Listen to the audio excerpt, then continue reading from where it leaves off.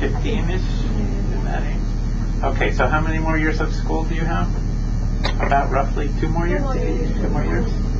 You're here at the perfect time, because the process is pretty long. We'll see this in the slideshow, but it takes almost 2 years to do it. So you're here at the right time. It takes about 18 months actually to do it, but you can't start too soon. There are lots of steps in the process, and we'll go through those.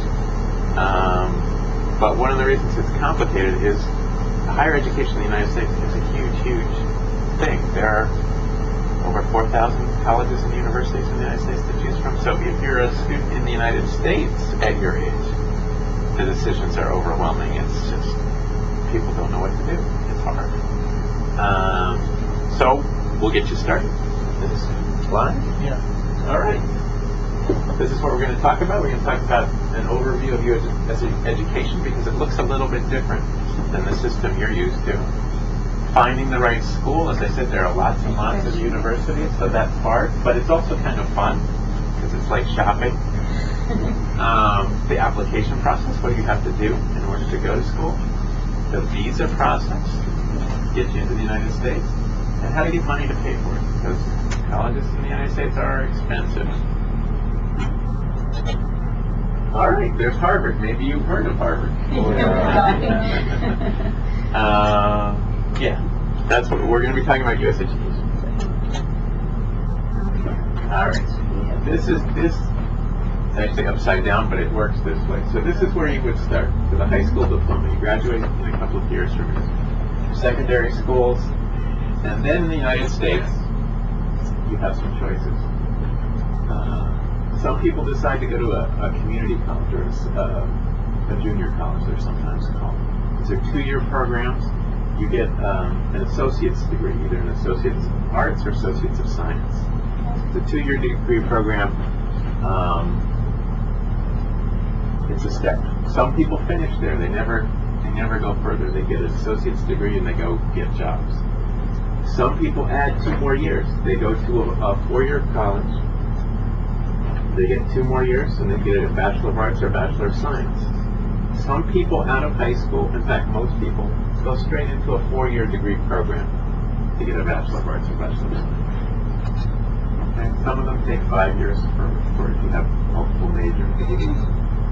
Okay, does that make sense so far? Yeah. That part's not too complicated. And it's probably similar to what you know. Then graduate school.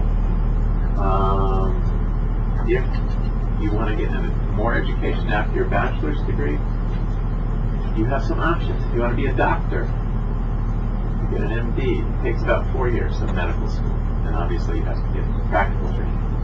Law school, get a JD, takes 3 years. Business school generally takes 2 years. Most master's degrees program take 2 years. I have a master's degree in library science. I'm a librarian. So I have an MS in library science. It took 2 years for me. And then you can go on and get a PhD, a Doctor of Philosophy, which is on top of the master's degree, usually 2 to 4 more years. So it's 4 to 6 years total to get your doctorate. Okay? It seems like a lot of time now. Yeah. It's not, in your total lifespan, it's not that much time, and it might be worth it if you're a good student. Okay? Shall you proceed? Yeah, let's do the next one. Why would you want to study in the United States? Because you can study anywhere in the world. But out of the top 100 institutions in the world, 68 are in the United States.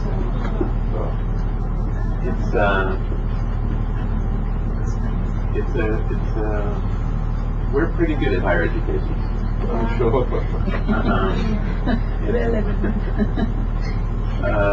And in part it's because we do it a little bit differently than other people. We put a lot of money into it. That's why they're expensive. But we'll talk about that. But that's trying to sell you on studying in the United States. I'm not even going to try and do that. I'm just going to talk about here's the slide that talks about why to study in the United States. Right now, this year, there are over 600,000 international students. So whatever campus you went to in the United States, whatever university or college you went to, you would not be the only person who wasn't from the United States. It's very, very common for international students to go to the United States. 4% total of undergraduates and 10% total of graduate students. It's much more typical for graduate students to study in the United States. It's a little bit easier to find financial support at the graduate level. And the graduate programs are very strong, so we get a lot of graduate students. U.S. institutions are very high in global rankings. Our faculty get a lot of Nobel Prizes. They do a lot of peer-reviewed research. They have a lot of cutting-edge technology that they can work with in their labs. So they're pretty good at it. As I said, there are over 4,000 institutions to choose from, 4,000 colleges and universities. It's overwhelming. Imagine going into a store where you were looking for breakfast cereal, and you had to choose between 4,000 different breakfast cereals. It's not easy. And it's the most exciting, rewarding, comprehensive array of study options in the world. There are all different kinds of ways that you can go to university in the United States. There are ones that mix work and study. There are different language immersion programs. Lots and lots of different ways to study in the United States. So, why, again, they're talking about why study in the United States. This is how much these countries spend on higher education. In the United States, it's $22,000 per student. The next closest is half that in Germany. The endowment is 15 times that of universities in the United Kingdom. An endowment, let me describe what that means. An endowment is an investment. Colleges and universities have money. Usually it's given to them by people who went to that university. They feel good about it, so they donate money. The university takes that money and invests it. They invest it in something called an endowment. And each year they get income from that endowment, and they put that back into the university. So even though it's expensive to go to the University of the United States, most of the money that runs the university, the private ones, comes out of an endowment. It comes out of those investments. In the case of the big universities like Harvard, it's billions of dollars. It's a lot of money. Finding the right institution. Now we get to the fun part. We get to the part where we get to pick that box of cereal off the shelf. This is fun. Here's the University of California, San Diego, where it's always sunny and people go surfing. Here's Columbia University, and we lost our power. Is it going to come back someplace strange now? Where I went to college, I got my master's degree in Columbia, so I have sentimental feelings about that. Besides Harvard, what other schools in the United States have you heard of? Anybody? Stanford, University of California. Stanford, University of California. What other? Berkeley, pretty good school. Chicago Business School. Yeah. MIT? MIT, yeah. MIT. Boston? Yeah.